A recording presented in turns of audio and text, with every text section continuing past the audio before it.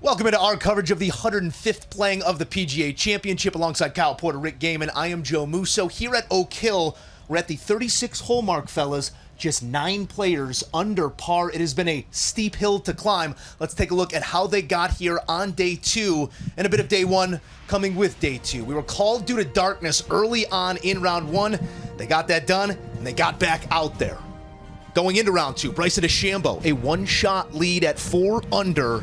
Uncharted territory for DeChambeau, who hasn't been there in a moment. The former U.S. Open champion, holding his second career lead at a major, previously the 2019 Masters, finished T29. But we start on the cut line, shaping up around 5 over. That is how hard this test has been. Jon Rahm coming into the day 6 over, needing to make some red numbers. He would throw a dart there at number 2 from a $137 to get to 5. He would finish at 4 over. He is on the weekend. Justin Thomas struggling amongst the masses on day 1, also chasing the cut. Our defending champion here at the par 4 12 from a $118.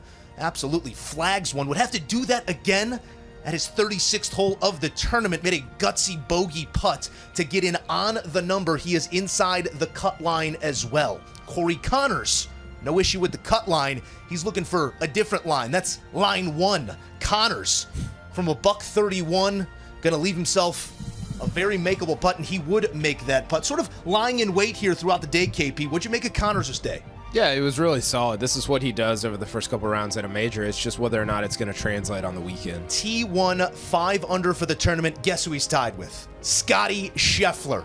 Been there over the last couple years and just going about his business once again. Starting his day stiff there at the par 4 first. His second shot, a kick-in birdie, would make a birdie at 2 as well. So birdie to start, 5 under. Stood alone for moments. And here he is at the par 3 15th, Rick, 5 under from a $131. Scottie, as the day softens, starting to take a little bit more dead aim. Yeah, his distance control is second to none, and he knows how to play these slopes. He's got all facets of the game working right now. Here he was at the 18th. Could have been a solo lead through 36, but pushes one by the right side. That's been the limiting factor to the game. Scheffler's putter. We will see if that is the case come the weekend. Scottie Scheffler, 5 under, T1. Stop me if you've heard it before. Viktor Hovland, he's been making plenty of noise at the majors as of late, finishing positions starting with single digits. Hovland, a T6 entering our second round here. That was him from 18 feet at the 10th to move to 4 under. Now at the par 4 18th, staring one down, Rick. I mean, the iron play is always world class and giving himself really makeable looks on Friday. I was greenside at 18 for this shot. It was splendid. He is lapping the field in strokes gained approach. Also wearing a sunrise, which is impressive. We will see if he is there when the sun sets on Sunday. Viktor Hovland again putting himself in position to perform at a major. He is tied, and it is a 3-way tie at the top. Scottie Scheffler, Corey Connors, Viktor Hovland, all 5 deep. But as we said, just 9 names in red numbers. Michael Block, shout out to him, had him on set, even par for the tournament, 70-70. The teaching professional in the mix as well. Some big names there, and some big names further down the board, not too far off as well. All right, here's a look at some of that dominance out of Scottie Scheffler. Just spectacular at the majors. Long been a household name over these last 24 or so months. The Masters champion from 2 tournaments ago at the Masters, trying to add a second major trophy to his trophy case. The world number 2, angling for number 1 in more ways than one. Back in the mix with Kyle Porter, Rick Gaiman, here to react to what we saw there in round 2, fellas. Let's start with Scottie Scheffler. He's earned that right. Simply outstanding. You can only say it so many ways. But as you size up Scheffler here on the weekend, we saw the putter betray him there at 18. We gotta love his game. How do you love him projected into this moment, KP? Well, I mean, look, he's going for his 3rd kind of big win over the last 7 events. If you go back to last year's Masters, you include this year's Players, which he won. And this would be 3 of the last 7. I think I'm doing that math right. But regardless, I mean, you saw the numbers there. 53 under since the beginning of 2020 in major championships. Rick, that's added up to 7 top 10s in his last 11 majors, which is, it's a joke. And I think the most descriptive thing you can say about Scottie Scheffler right now is that even though he's tied for the lead, he's the guy to beat. All the players know it. The odds show it, and I think that's what we're going to get going into the weekend is a bunch of a bunch of horses chasing maybe the biggest thoroughbred of them all right now. Around 25% of the holes have resulted in bogey or worse out here at Oak Hill. Scottie Scheffler has made 2 of them, Rick. How has he been so consistent in limiting those big numbers on his card? Yeah, consistent is really the key word. You know, Tiger, Kyle, also a great. Already, also a same great. We thing. get confused a lot. Already referenced the streak of major championship success that he has had, but we are currently in the midst of 13 straight tour events in which he's finished 15th or better. I mean, it's so sick. It feels like Tiger. That's why I got Tiger on the brain, because it's that type of stat. And while you still see him miss some putts that maybe if they go down you get something deeper, he's gaining strokes putting this week, and it's not a lot, but historically he doesn't have to gain a lot because his tee to green play is the best in the world. If he adds a stroke or 2 with the flat stick, it's over. If we're looking for numbers over time, we could also look to Viktor Hovland, who over his last 10 major rounds has finished Team 7 or better. He's putting himself right at the top of the leaderboard once again, Rick. When you start to accumulate this experience in the biggest moments the game has to offer, is this the moment he finally capitalizes in your eyes? Yeah, so we were talking about this a little bit earlier. It's just like you have to knock on the door at major championships. You have to learn how to win major championships. I was able to walk a bit with Victor at the end of his round on Friday, and he didn't miss a shot. I mean, his stroke skate approach numbers are eye-popping, and he is in unbelievable control of his game. The thing that might be different this time in terms of him actually getting it done is I think Oak Hill is probably one of the better setups for him. Yep. You know, I think it's better than St. Andrews. I think it's better than Augusta National. I think this is just a much better place for him to do it. So, yeah, I do think he's more likely to get it done. Yeah, and I think one thing about Oak Hill is you don't have as tight of lies as some of those places that you mentioned around some of these greens. Joe, I think we're watching somebody sort of in real time mentally and physically learn how to win a major championship. It feels like that. Yeah, and it's been that progression.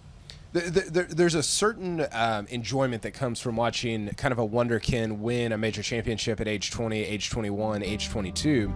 But the progression of it is just as enjoyable and probably more aspirational when it comes to looking at major champions. So I'm excited about Victor's weekend. He's really building up to something, it feels like, and that doesn't mean he's going to win the PGA Championship this week, but to me, he has a better chance than he did this time a year ago or 2 years ago or 3 years ago as a pro. I couldn't agree with you anymore. And if you're looking for a common denominator between Hovland and Scheffler, both spent about an hour after the rounds behind us here grinding, whether it was the putter, the driver, greatness, always sharpening the tools. It'll be Corey Connors trying to match that greatness on the weekend. He perfectly matched Scottie Scheffler 67-68 here in the first 2 rounds.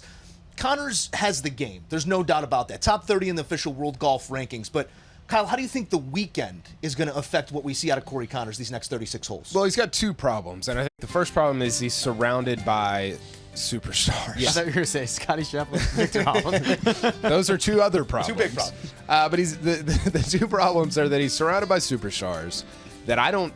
If this turns into a slugfest between Brooks Koepka and Rory and Scheffler and Hovland and Corey Connors, I don't know that he escapes from that fight. And then the other problem is that if it rains on Saturday, you know, Corey Connors, he's a great driver of the ball, but this week he's gotten it done with his driving accuracy. And I just don't know that accuracy on a wet, soggy Oak Hill is going to win the day and allow him to win his first major championship. Yeah, so we saw a significant change in Oak Hill from the morning wave on Friday to the afternoon wave when that weather and that rain rolled in. And Kyle, what you're talking about, that driving accuracy, that's mitigated in wet, soggy conditions because you don't get that firm, fast run out where it bounces a couple times and finds its way into the rough. The guys that hit it longer, the guys that get it to land on the green, it's going to stay more frequently. So the biggest strength that Corey Connors has this week is probably going to be mitigated into the weekend. You guys mentioned Brooks Koepka right there. Ties the low round of the week with a 4 under 66 here on Friday. I think like Brooks, he says, we'll talk when I got the trophy. I want to talk to you about his main adversary at times throughout his career, that being Bryson DeChambeau. We all questioned whether Bryson could follow up his blistering opening round of 66 on Thursday.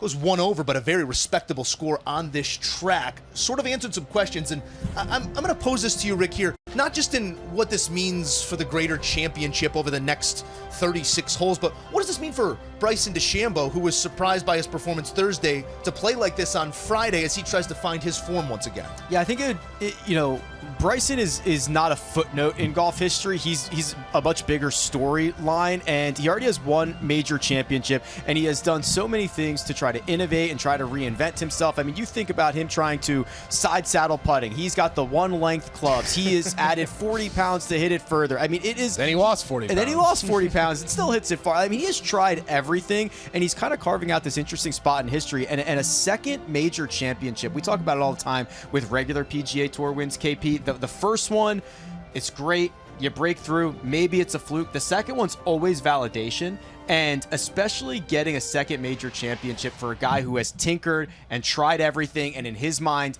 been a genius innovator, like it's a big deal. Yeah, two things with Bryson as well. Not Scottie Scheffler and Victor Hovland, but two different things with Bryson. One, he's top 5 in this field, Joe, in both driving accuracy and driving distance. Yeah. That's a lethal combination. Now, we mentioned the driving accuracy getting mitigated a little bit.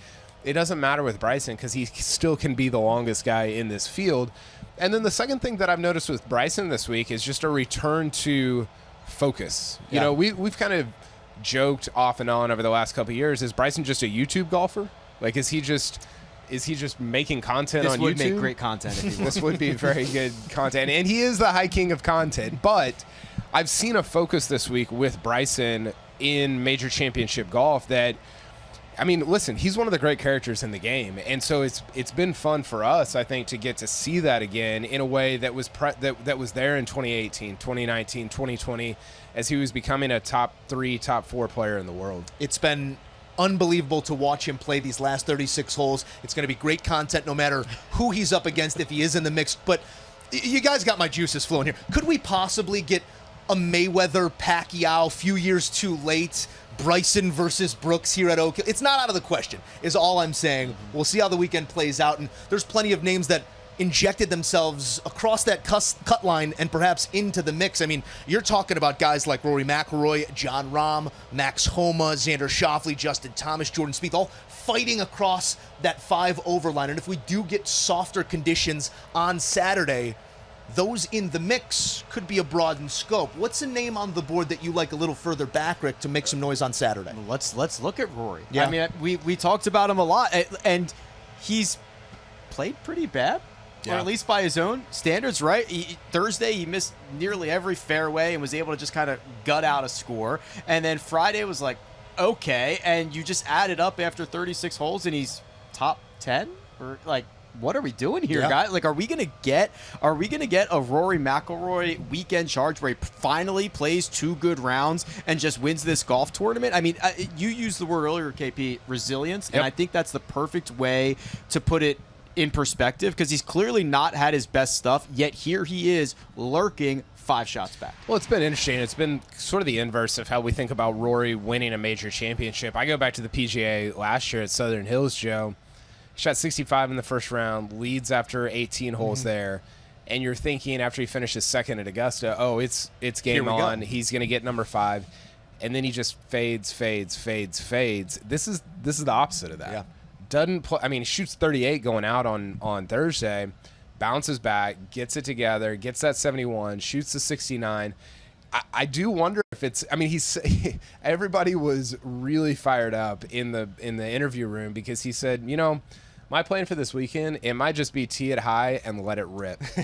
And you could kind of hear this collective like, let's go. Yeah, like, oh my gosh, is this happening? But it's a little bit of like, what do I have to lose? And I think for the last several majors, you think back to the Open Championship, that PGA Championship, I have everything to lose. I'm leading. Yeah. What's going to happen? You know, kind of everything in that realm. This feels like the opposite of that, and it could be the path to major number 5 for Rory. He appeared to find his stride, played his last 10 holes in 3 under on Friday. Halfway there. We're not engraving nothing yet. 3 tied at the top. Kyle Porter, Rick Game, and Joe Musso. Our coverage has been presented by Bonobos, wherever your tour takes you. And don't forget all the action coming your way this weekend on CBS and streaming on Paramount+. Our coverage begins 1 Eastern, Saturday and Sunday. We will lead you into the action right here on CBS Sports HQ at 12:45. Join us.